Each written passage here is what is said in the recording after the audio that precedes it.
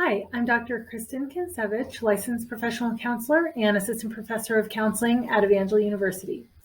We are in module 4 and we're on the third video talking about record keeping in supervision. So in this video, we're going to talk about documenting crises because obviously you want to have some different standards when a crisis occurs than perhaps in your normal everyday supervision notes. So I want to make sure it's clear that the kinds of things we've talked about so far are kind of for your general kind of routine supervision notes, but we're going to go into a little bit more specifics on what you might want to document, what the supervisor responsibilities are in a crisis moment. So we're going to cover kind of extended notes, kind of more detailed notes that you might want to write. Given what we learned in the second video of this module, kind of the different ways you might do it, kind of using those same systems, but extending your notes in this case. Then second, we're going to talk about putting notes in the client record, when and how to do that, and adding an addendum to a note. So those are our key points here in this video. So first, whatever system of note keeping that you're using, kind of along the lines of what we talked about in the second video, here in a crisis situation where your supervisee has handled or is handling some type of crisis, we want to make sure that there are more details than usual. So this should be, much more specific in regards to your specific communications with your supervisee. So exactly what did they report to you? It's very important that in real time you are documenting what the supervisee said to you, because your decisions as a supervisor are based on the information that they give you. So if down the road it comes out later that they didn't report all of the information to you, you want that to be clear in kind of the rationale for how you went about making the decisions that you made. What questions did you ask? How did you try to elicit more information? Was there something that they withheld? That should kind of become obvious if your notes are detailed and in real time, exactly what they're saying, exactly what you asked. So normally I do not encourage kind of a scripted out note, but in the case of a crisis, I write it out almost like a script. I would write specific details as to the instructions that you gave to them, what the plan is, any plans for follow-up, because all of that is really important. And usually it only becomes really critical. Documentation is critical after the fact, in hindsight, what we should have written down. And so we want to make sure that as supervisors, obviously client welfare is the top priority, but we also want to make sure that we are protecting ourselves in the documentation and potentially protecting our supervisee in terms of maybe they didn't even have all the information at the time from the client. So the clearer your notes are, the more protected you will be, the more protected the client will be in kind of how you went about making decisions. So you want to include your rationale, make sure it's clear exactly why you made a certain plan. Normally I wouldn't necessarily write all of that detail, but in this case, okay, did you advise the supervisee to, contact, an authority of some kind, call 911 or make a 51A or child abuse report of some kind? So, kind of why you landed on that certain course of action. If you didn't choose to file a child abuse report or you didn't choose to send a client to the hospital, why? What were some of the reasons that you didn't feel that was necessary? Were there some other consultants you called in? I know the ACA has a hotline that you can consult. There's also often, if I'm unsure about a child abuse report, I'll call the child abuse hotline and just anonymously kind of run the situation by them and ask them whether or not they think that I should file a report. So I document every single conversation, and I do that in individual notes. So every conversation gets its own note. If I'm talking with the supervisee once, that's in the supervisory session maybe, or in a different type of meeting, I'm documenting that. Then if I call, the ACA, or if I call the child abuse hotline for information or consultation, I document that in a separate note. So there's really probably going to be multiple notes for any crisis situation.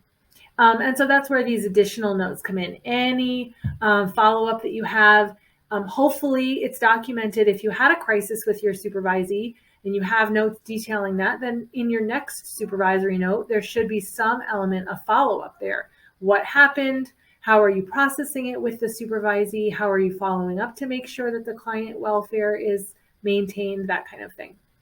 And so then we will move on to kind of when notes enter into the client record. So normally what we've been talking about in this module is the notes that you keep as a supervisor, and that's in your own supervisor record. It's not in the client record. But in a crisis, there may be times where you're actually putting notes into a client record.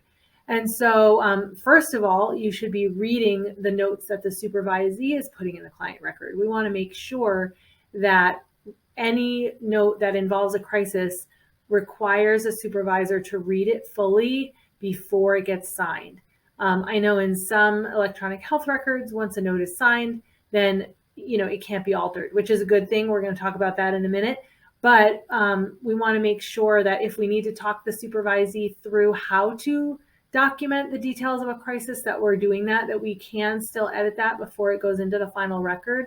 So we want to make sure we're doing that, pretty much immediately, as much in real time as possible. And so definitely you don't want to sign off on anything that you don't feel is satisfactory. And it's a training opportunity, of course. So they may need help on kind of using clinical language or how to word things, how to include enough details, etc. Then you also might have contact with the client directly in a moment of crisis. Maybe you call them or meet with them. Maybe you meet with them with the supervisee. So any documentation that you have of direct contact with the client should certainly go in their record. But obviously the client may view that at any point. And so, or a court could view that. So we want to make sure that, you're keeping those things in mind. That might be different than some of the supervisory notes that the client would not have access to. And then any shared information. So if you had to call some type of authority, then you would want to document that in the client record as well. There may be some debate about this depending, if you fear that the client might find out, but generally the client's going to know that you or your supervisee was the one to file a report or call. And so, there's really, I think, generally not a ton of risk, but you do want in the client record, obviously, a detailed account of the treatment that you're providing. And so certainly we would want that to be in there. And if we speak with, an emergency official, we may not need a release of information, but if you spoke with someone else and did share details of that client, then obviously you would not be able to do that without a signed release. So you'd want to make sure before you speak to anyone or before the supervisee speaks to anyone that you are, confirming that there is a release in place if that's needed. And then finally, just adding an addendum. So if there is a note that has been signed, or if there's more information that comes to light down the road, obviously we never want to change a note. I would say that goes for supervisory notes as well as for client notes. And so we don't want to, erase things, edit things after the fact down the road. So we just add an addendum. And so in an EHR, sometimes there's a mechanism for how to do this. Or if you're keeping your own system, then I would just write addendum and the date of the addendum and your initials or whatever. And basically, even on paper, that would be the same, where you would write, an addendum and put that, file it with the date of the note that you needed to add to. This is different than you might have, let's say the next week or 2 weeks later, you're meeting with the supervisee again and you talk about it again. That's not an addendum. You're just writing a new supervisory note. But in the case where, let's say, a note is signed and it really needed more information, then we can go back and just write addendum and write the date. And so you would just basically go ahead and make sure that it's clear why you needed to add an addendum, why was the information omitted in the first place, and kind of, why isn't this its own note? So just giving a rationale. The supervisory notes and client records should always read like a narrative, so it makes sense to someone who came along later. If there was another clinician involved or something down the road, they would be able to read that and make sense of the timeline and what happened and why. So that's really what you're trying to provide. Unfortunately, supervisees don't always give us information, all the information that we need. There may be reasons why they withhold information. Maybe they felt overwhelmed and they didn't think of it. Maybe they didn't know it was important. Maybe they felt ashamed because they are afraid they made a mistake. And so all of that impacts your decision making as a supervisor. And so let's say, for example, you hear of a situation, you ask detailed questions, you document all that, you decide not to file a child abuse report. And then later on, a few weeks later, the supervisee comes and says, you know what, actually, there's some more information I didn't tell you. Then in that case, I actually might do both things. I might, I would certainly include that in my supervisory note. I also might go back and put an addendum and say, this information was known at the time, came to light to me on such and such a date. And so I would maybe note it in both places, whatever makes the narrative clear. Anything that may have affected your decision making, that you want to make sure it's clear when certain information was learned and how that came about. So those are some kind of tips on adding an addendum, and really you just want to make sure that the processes that you're using for your clinical work, you're kind of imitating that, but making sure that the documentation, goes into the right place, whether it's the supervisory notes or the clinical notes of the client record. Thanks so much for watching, and I hope that was helpful.